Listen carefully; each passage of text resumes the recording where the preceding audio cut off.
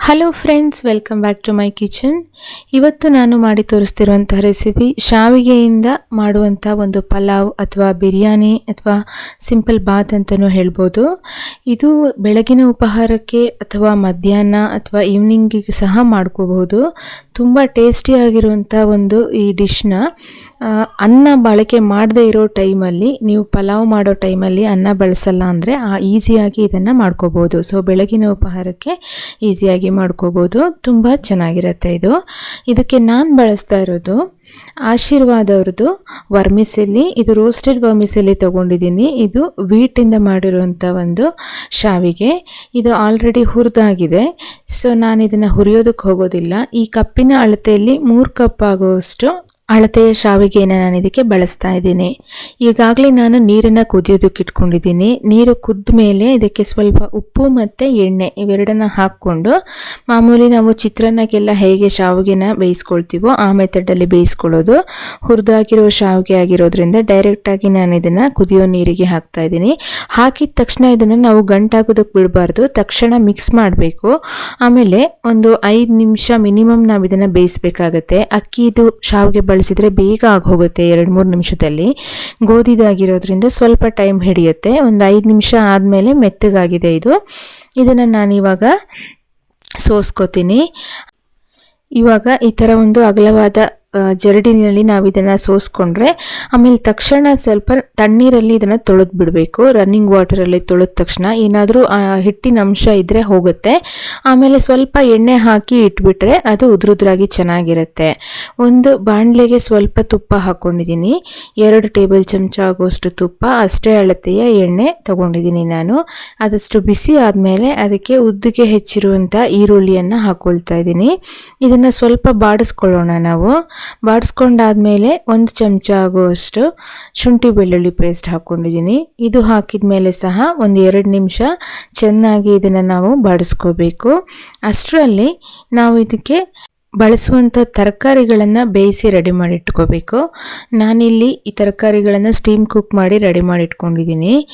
ತುಂಬ ಮೆತ್ತಗೆ ಬೇಯಿಸ್ಕೊಂಡಿಲ್ಲ, ಕರೆಕ್ಟಾಗಿ ತರಕಾರಿ ಹೋಳು ಕಟ್ಟಾಗುವಷ್ಟು ಬೇಯಿಸ್ಕೊಂಡಿದ್ದೀನಿ. ಕ್ಯಾರೆಟ್, ನವಿಲುಕೋಸು, ಆಲೂಗಡ್ಡೆ ಮತ್ತು ಫ್ರೋಝನ್ ಪೀಸ್ ಇಷ್ಟನ್ನು ತೊಗೊಂಡಿದ್ದೀನಿ. ಸ್ವಲ್ಪ ಉಪ್ಪು ಹಾಕಿ ಬೇಯಿಸ್ಕೊಂಡಿರೋದು, ನೀರಿನ ಅಂಶ ತೆಗೆದಾಗಿದೆ. ಹಾಗೆಯೇ ಮಸಾಲೆಗೆ ನಾನು ಬಳಸ್ತಾ ಇರೋದು ಇಲ್ಲಿ ಕೊತ್ತಂಬರಿ ಸೊಪ್ಪು ಸ್ವಲ್ಪ ಮತ್ತು ಪುದೀನ, ಹಾಗೆ ಹಸಿಮೆಣಸು ಮತ್ತು ಬೆಳ್ಳುಳ್ಳಿ ಒಂದು 5-6 ಎಸಳು, ಜೊತೆಗೆ ಅರ್ಧ ಕಪ್ ಕಾಯಿ ತುರಿ ಮತ್ತು ಗರಂ ಮಸಾಲ. ಇದಿಷ್ಟನ್ನು ನಾವೇನು ಮಾಡ್ಕೋಬೇಕು ಅಂದರೆ ರುಬ್ಬಿ ಪೌಡರ್ ಮಾಡಿ ಇಟ್ಕೊಳ್ಬೇಕು.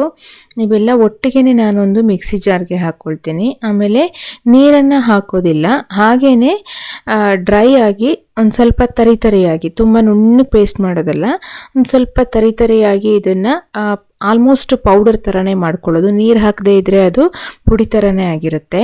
ಯಾಕಂದರೆ ಈ ಮಿಂಟ್ ತುಂಬ ಪೇಸ್ಟ್ ಆದರೆ ಅದ್ರ ಫ್ಲೇವರ್ ಅಷ್ಟು ಬರೋದಿಲ್ಲ. ಸ್ವಲ್ಪ ತರಿ ಇದ್ದರೆ ಅದರ ಘಮ ತುಂಬ ಚೆನ್ನಾಗಿರುತ್ತೆ. ಇವಾಗ ನಾನು ಈ ಹದಕ್ಕೆ ಇದನ್ನು ಪುಡಿ ಮಾಡಿಕೊಂಡು ಅದನ್ನು ನಾವಿಲ್ಲಿ ಫ್ರೈ ಮಾಡಿಟ್ಟಿರುವಂಥ ಆನಿಯನ್ಗೆ ಸೇರಿಸ್ಕೊಳ್ತಾ ಇದ್ದೀನಿ.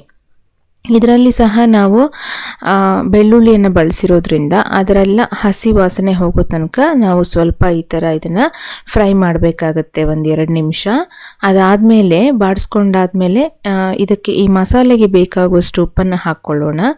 ಜೊತೆಗೇ ನಾವು ಇದಕ್ಕೆ ಬೇಯಿಸಿ ರೆಡಿ ಮಾಡಿಟ್ಕೊಂಡಿರುವಂಥ ತರಕಾರಿ ಏನಿದೆ ಅದನ್ನು ಇವಾಗ ಇದಕ್ಕೆ ಹಾಕ್ಕೊಳ್ಳೋಣ.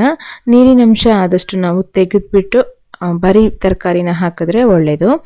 ಆನಂತರ ಈ ಮಸಾಲೆ ತರಕಾರಿಗೆ ಚೆನ್ನಾಗಿ ಹೊಂದೋ ಹಾಗೆ ಉಪ್ಪು, ಖಾರ ಮತ್ತು ಆ ಮಸಾಲೆ ಹೊಂದೋ ಹಾಗೆ ಮಿಕ್ಸ್ ಮಾಡಿಬಿಟ್ಟು ಮೇಲಿಂದ ಸ್ವಲ್ಪ ಅರಿಶಿನವನ್ನು ಸೇರಿಸಿ ಮತ್ತೊಮ್ಮೆ ಮಿಕ್ಸ್ ಮಾಡೋಣ.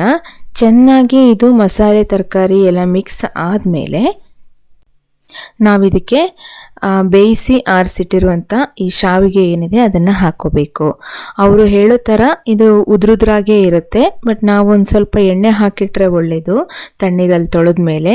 ಈ ಶಾವಿಗೆ ಅಷ್ಟು ಹಾಕಿದ ಮೇಲೆ ಮೇಲಿಂದ ಸ್ವಲ್ಪ ಉಪ್ಪು ಸೇರಿಸ್ಕೋತಾ ಇದ್ದೀನಿ, ಬೇಕಾಗುತ್ತೆ. ಮಸಾಲೆಗೆ ಹಾಕಿದರೂ ಸಹ ಜಾಸ್ತಿ ಕ್ವಾಂಟಿಟಿಯಲ್ಲಿ ಮಾಡ್ತಾ ಇರೋದ್ರಿಂದ ಮೇಲಿಂದ ಉಪ್ಪು ಹಾಕಬೇಕಾಗತ್ತೆ. ಚೆಕ್ ಮಾಡಿಕೊಂಡು ಮತ್ತೆ ಸೇರಿಸ್ಕೋಬೇಕು.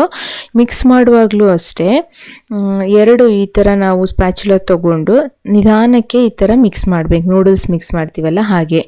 ಕೊನೆಯಲ್ಲಿ ಸ್ವಲ್ಪ ಎಣ್ಣೆ ಹಾಕ್ಕೊಂಡಿದ್ದೀನಿ. ತುಪ್ಪ ಅಥವಾ ಎಣ್ಣೆ ಹಾಕ್ಕೊಂಡ್ರೆ ಚೆನ್ನಾಗಿ ಬರುತ್ತೆ. ಅದು ಅಂಟೋದಿಲ್ಲ, ಬಟ್ ಇನ್ನೂ ಸ್ವಲ್ಪ ಚೆನ್ನಾಗಿ ಉದುರುದ್ರಾಗಿ ಚೆನ್ನಾಗಿ ಬರುತ್ತೆ. 1 ಚಮಚ ಆಗುವಷ್ಟು ಹಾಕೋಬೋದು. ಈಗ ನೀಟಾಗಿ ಮಿಕ್ಸ್ ಮಾಡಿದ್ದಾಗಿದೆ. ಉದುರುದ್ರಾದ ಶಾವಿಗೆ ಪಲಾವ್ ನೋಡಿ ಸರ್ವ್ ಮಾಡೋದಕ್ಕೆ ಸಿದ್ಧ ಆಗಿದೆ. ನೀವು ಮಸಾಲೆ ರುಬ್ಕೊಳ್ತಾ ಬೇಕಿದ್ರೆ 1 ಪೀಸ್ ಚಕ್ಕೆನ ಹಸಿ ಹಾಗೆಯೇ ಡೈರೆಕ್ಟಾಗಿ ಹಾಕಿ ಪುಡಿ ಮಾಡ್ಕೋಬೋದು.